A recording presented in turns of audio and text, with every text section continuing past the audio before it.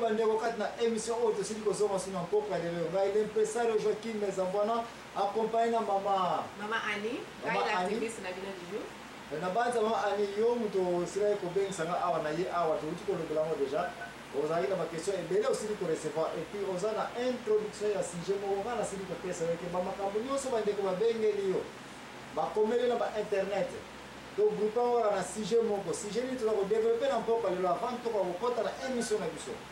Bon, ezali ya rêve, cauchemar, songe, vision, na révélation. Merci ni. Est-ce que rêve na baminoko na biso tosili kolobela ngo ja avant tozwa repo ete ezali yango nga ndoto, n'est-ce pas? Yeah. Cauchemar pe watuza kobela ngo nini? Ndoto kaka. Ebongo vision. Ndoto pe kaka. Emoni senika. Ndoto. Ebongo sikoyo prophétie. Ndoto ko prophétiser ayo. Ndoto kaka pe lesoto. Na bandoto pe wadala pe ko prophétiser.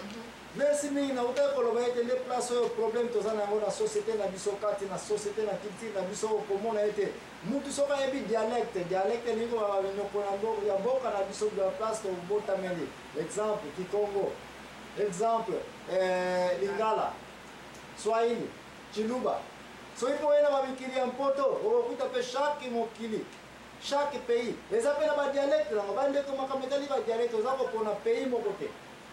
Mais nous avons quitté Annie parce que Matéa, Oyo Mimi, mais nous avons un bandeko ya Kiboko, n'est-ce pas? Yeah, bango wana. Ya Banzangu. Ya Bibao ben ben. Bibao ben. Bibao. Doze. Même place ça est un peu comme nous. Mais maman Annie, na lingi to yeb sanga, est-ce que vous avez une idée na français siko? Bandoto, mais siko bandoto na français on dit comme rêve. Vous avez une idée qu'est-ce que signifie rêve? Rêve na bande sali idée, penser, souhait, image, dormir, mouvement des yeux. Donc nous avons question qui mutu alali parce que mon rêve est ça na kolala d'abord pas qu'on est comment dormir. Oui bande kona oya ko mona so ki mutu alali. Et puis alamu ga iso na loti ndoto, n'est-ce pas? Mais par définition rêve na ligne pe boye bake rêve est ça ba biloko moko eyaka mingi na tamu tazana makanisi. Par exemple nazana makanisi ete papa na ngai azana voyage akozonga lelo, n'est-ce pas? Possibilité ezali ke omona pe na butu na lota ki papa ayaki ayelinga biloko ebele n'est-ce pas? Mais nzoka no yeba ki papa naza kosala nini aza koya ba penser est-ce que vous avez une idée de ce que vous avez déjà makanisi et puis na butu ko loti yango mara mingi. Soit vous avez mwana ki mobali oyo to mwasi oyo asepeli na ye, n'est-ce pas? Que souhait na parce na ki rêve ça peut souhait. Mukaza na souhait que souhait na vie na ngana kende par exemple na poto. Souhait na soit mobali mwasi azala ya ngai. Et puis on a lika we paf. Au moins pe mutu azali na maboko na yo. Oui ko pesa un témoignage ko be wana ndeko wana ya ngai. On a lota ki, n'est-ce pas? Aussi on mona mona. Ozala kini na maboko. Osimba ki. Osepeli. Yangai wana. Kuna lota ki penza. Non, moi sur place comment awa olobete ba image, n'est-ce pas? Mutu pe oyi ko zala ete si omona mutu atala ki télévision, soit alanda ki film ba zombie. Hein?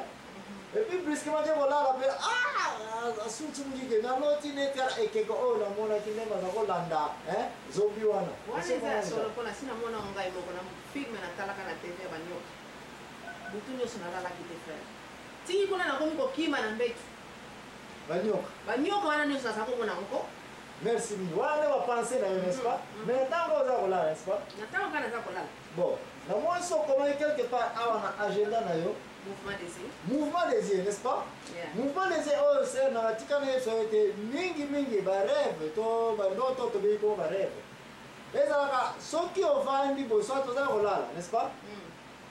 Mutu aleika ka boye, mais oza na pongi. Et puis à passer place yo za, soit endingi ya lumière et beti na misu, mais aza na se pongi. Au moins mutu pa la mu yo, wewe kita na dia kolala awa na revaki. Mutu moka mulai aleki na pemena. Osi omona oto nyote na motemena no yoka biloko boyeke. Na sina monango. Mais mutu anoti ya hepsuke ya moni nini? Mutu mulai. Mais unique raison yebele ke za ndo tata ko ngana ndeka parce que yo moko yebi ke na ndeka ki na pemena place na ko la lela.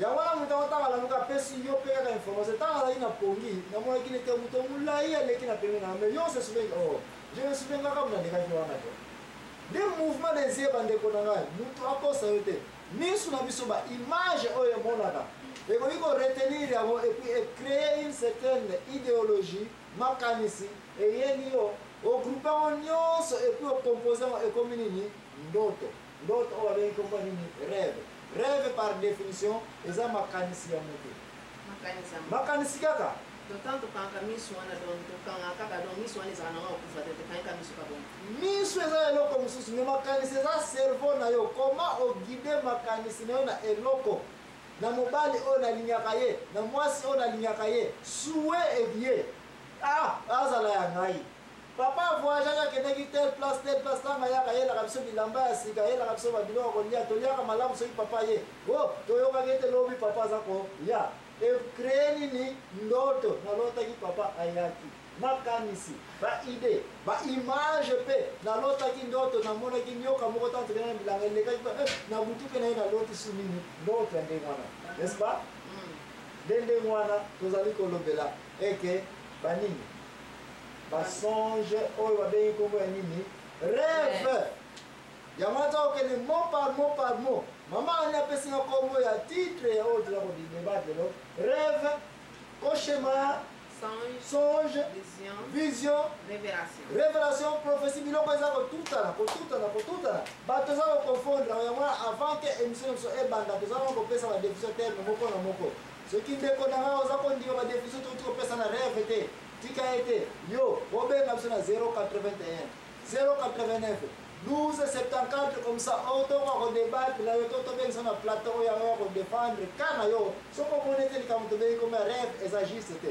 mais en attendant biso kati na émission ya la vérité tolobaka vérité e mosala nti ya kotante koede peuple oyo ezali kozanga connaissance na makambo oyo biso tomoni ete basengi biso te bango mo babengaki mama ani aprépare bango sujet ya confusion baza na yango likambo mibale mama ani olobaki cauchemar ese okoki koyebisanga cauchemar selon recherche na bacauchemar ezali nini bon nga oyo nga nayeba ezali ya 5 sens cauchemar eza ya 5 sens neti ya corps physique toucher na odeur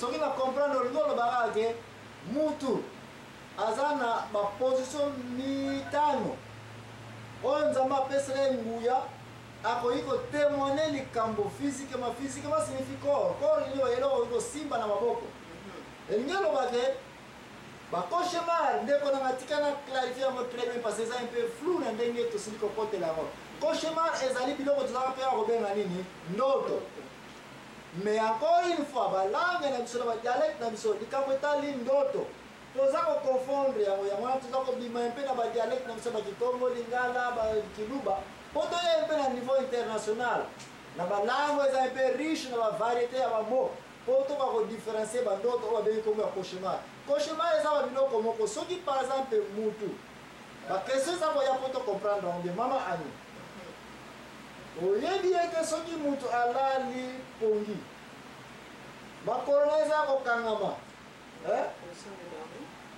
position na ye kolala wana oyebi ete aza capable ya komona ete naza kolota ndoto naza kokima mbangu me nazoka kokima te po akumaki makolo n'est-ce pas nde yango wana kaka oza koloba ete baposition physique ya kolala ya mutu ekoyi mpe kodépendre ke mutu aloti mpe ndoto wana eza ya solo kwe na ngai moko to nakutana nango mpenza eke bazolanda yo bazolandanga soki nagumbaki nanga makolo antuka bakangaka ngai kaka soki makolo nanga na tiaki yango tout droit jamais bakangaka ngai elingi obake ndoto ngo eza mpenza ndoto te mais eza kaka makanisi na yo eza lie na position na olala epesi yo fatigue epuis oza kokanisaki bazokolanda yo n'est-ce pas tokoki soki otouche point physique ya boye mutu okoki kozala alali wana bandeko na bolandanga malamu toza kozala mpe baquestion na baréponse na bino na basuggestion na bino oyo ezali émission ezali te ka paster laka bondima kaka me boza mpe oblige boparticipe bochallange biso mpe oyebi ke moto akoki kolala lisusu na pongi boza kosolola oyaki kotala ye era okende koki bino mama na bibenga na bino na god na bino otambola parfum na mwa parfum n'est-ce pas oyi kozwa parfum na otie mpe bansunga wana fwe epuis olobi na moto wana ke nanga Et puis telemi yozo kanza ayoki yozo kani mtonga saina sia kufa kini na pombi. Okay. Mais muto la sia poiwa ende konanga aloti ndoto ke ona mona ki sorte ya mami watamuka yake awa et puis na yoki solo moko ya parfait ya mabe kutu. Et puis tala la mungipe. Oh, ndako na yoki mo solo ya nini? Ya parfait. Ozo comprendre? Et puis oyebisi mpe bato na pembeni ke nalotaki ndoto nazalaki ya kolala na kiti bongo solo moko ya mami wata elekaki awa me mutu ozalaki na ndako aede yo koyeba ete frère na ngai sere na ngai si mama ani azalaki avant akende amonaki fue ya papa ye moto azalaki pape me yo na se apongi solo wana ekoti yo okomi na nini na makanisi ke mami wata alekaki awa dayoki na basolo ya mami wata sans savoir yoka, tu l'obéis. Sans sa posture toucher dans